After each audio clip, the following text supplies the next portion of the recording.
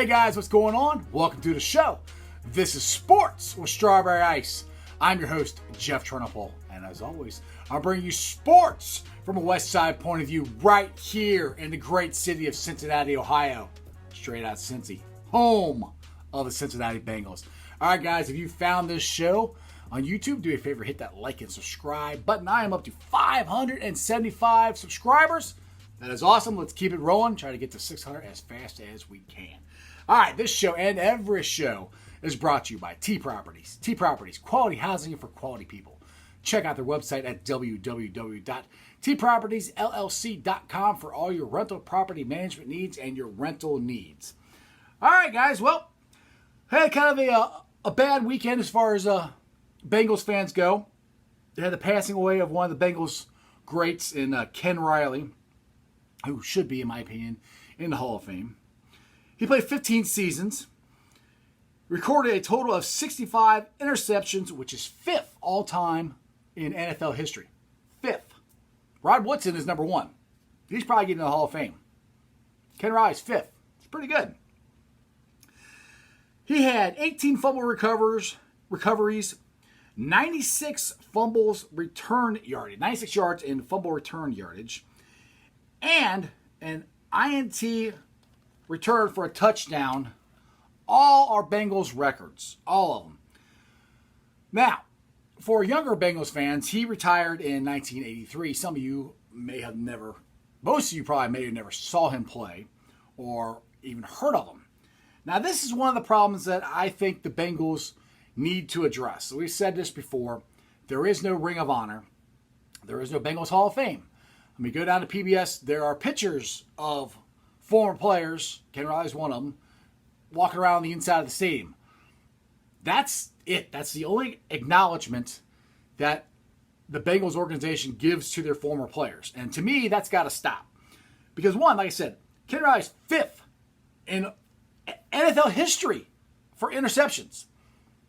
That alone right there is good enough to at least get you in the conversation of being in the Hall of Fame. But the Bengals, for some reason, when you're done playing for them, not that they forget about you, but they don't do anything. I mean, like I said, there's no Ring of Honor. There's no Hall of Fame. I mean, the Ring of Honor should be the easiest thing to do. You take one of the rings in the middle that goes around the stadium, paint it orange, put the players' numbers up there, or names up there, put the years they played, and honor them. Ken Riley's name should be hanging in Paul Brown Stadium. Ken Anderson's name should be hanging there. Anthony Munoz, the only Hall of Famer the Bengals actually have. But you wouldn't know that because they don't say anything about it down there.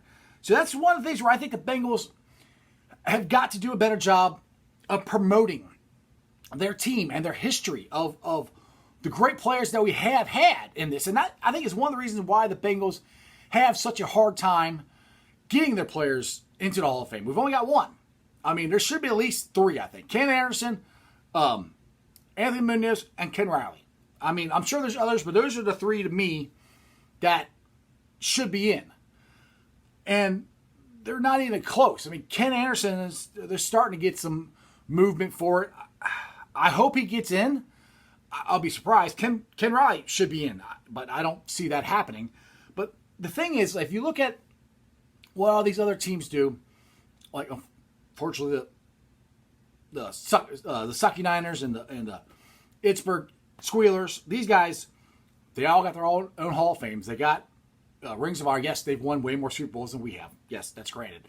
But there's other teams that do this as well, that have more players in the Hall of Fame, and they give acknowledgement to their history. And that's one thing that the Cincinnati Reds do better, way better than the Bengals do. We got the Reds Hall of Fame. They just redid it last year.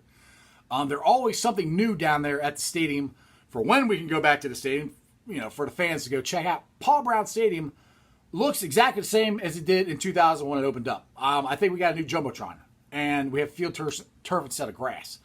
Other than that, everything else looks exactly the same.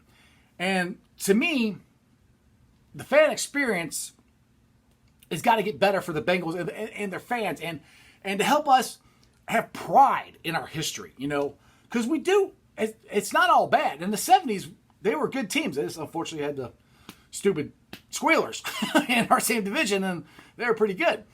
But we did have success then, and we had very, very good players that should be recognized. And I really do think that the Bengals need to do this. I mean, I know they've finally gotten into the 21st century and they're getting better at their social media, which also I think helps promote the team and promote the organization. But they need to do something for the former players and promote them and bring them back into the fold. You know, so us fans, it's like some fans who never got to see them play can find out about them, and you can learn the history of your team. Like the Reds. If you're a Reds fan, you know the history of the Cincinnati Reds. Everybody knows. They talk about it all the time. Bengals, we don't really talk about it. And there is good history. You know, there are great players that have played for the Bengals and put on those stripes. And those guys need to be recognized. And I think it's about time that Mike Brown and Katie started recognizing them. I mean, I understand the Hall of Fame, to build one, it's going to take a little while. But a Ring of Honor, come on. How hard can that be? You got the stadium. Like I said, paint one of the rings orange, put their names up there with the years they played, and have a day for them. You know, that's what needs to happen, I think, this year. And that should happen this year. That could happen this year. Now, I know I've said they bought Hilltop Concrete across the street, and I'm hoping that's where they're going to build their practice bubble, which they've needed that for a while. And hopefully they got enough room. Maybe they could put a Hall of Fame there or something. Either way, it needs to happen. And I just think that the Bengals are actually trying to do stuff. They're trying to promote their team. This is something else that they need to start doing to, like I said, give pride, give the fans pride and stuff in our history, because there are good players and we shouldn't forget about them. Ken Riley is going to be very missed.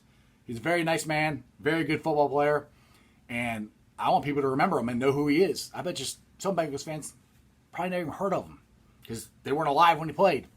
So, anyway, okay, so moving on to Major League Baseball. All right, the owners came back with a proposal. I don't care. I'm sick and tired of proposals. I don't understand. NHL, they're going to play. NBA has figured it out. They're going to play. And none of them argued about money. The only one that argues about money is baseball. And for these, there's some owners that I've heard are okay with not playing the season at all because they think they're going to lose money. Okay, well, if you don't play the season at all, you're going to lose even more money. So if you're worried about losing money, I would think you'd want to get back to playing baseball as soon as you can so you can get some money coming in. But what do I know? I'm just a guy with a YouTube channel who's missing baseball like crazy. So anyway, here's the new proposal from the owners. ESPN's Carl Ravitch tweeted it out. He said MLB has proposed to the players a 75% prorated salary, a 76-game season, playoff pool money, no draft pick compensations for signing players. And the season would finish September 27th. Postseason would end at the end of October. Sounds like a bunch of numbers. Mumbo jumbo. I don't care. I've said it a million times. Just figure it out. I don't know why everybody else can figure it out and come back and play. But you guys keep squabbling. And the thing is, if you don't get it done by this week, there's probably not going to be enough time to have a season even worth playing. We're in June. The season should be half over by now. So we got to get it together. These guys have got to stop arguing over money. And I'm sorry. I understand there's a pandemic going on right now. But the players, when they say that they're risking their lives, you've got to be kidding me. Quit saying that. You're not risking your lives. You're playing the least contact sport in all of them, okay? You're going to be fine. Now, the part that is irritating me is, okay, the owners don't want to open up the season without fans. Okay, that's fine. Pretty much everything's opening up, you know? So I don't understand why us fans cannot be given the choice to make our own decision if we want to go to the game or not. You know, if we want to go to the game and take a chance of risking our lives to get the coronavirus, why can't we be given the choice if we want to go to the game or not? Just saying, it should be up to us. Not Major League Baseball, not the governors, not the government, none of that stuff. It should be our decision. If we want to go, we can go. Why is that such a hard thing to figure out? I mean, it's June. It's 90-something degrees right now. Most viruses don't survive in this kind of weather. It's when it gets colder. And it doesn't seem like the NFL is even worried about social distancing or fans or anything like that. I think they're going to let us decide if we want to go or not. And I think the majority of football fans, we want to go watch football. Baseball fans, we want to go to the games. We want to watch them. So I can fix this pretty easy. You guys are worried about, owners are worried about having games without fans. Let us go to the games. Let us make the choice if we can go or not. It is America, right? I thought we were supposed to have our own choices. You know, just a thought. I don't know. But, you know, like I said, I'm just got the YouTube channel. Voice of my opinion. All right, here's some Facebook groups that I help run. And you guys have been awesome. Our Facebook groups have just shot up, especially Bengals Nation. You guys are doing great. So if you're watching the show, join these groups, and they're fun discussions to have. We discuss all kinds of stuff. It's kind of amazing how much stuff we do actually discuss when there's no sports going on. But anyway, they are Bengals Nation, Reds Country, Bearcats Country, and Cyclones Country. Now, do me a favor. If you are listening to me on the podcast, and it's an Apple podcast, give me a 5-star review. And if you're on Facebook, or YouTube, I got 575 subscribers. That is awesome. We're going up. Let's get to 600 as fast as we can. It's a Monday.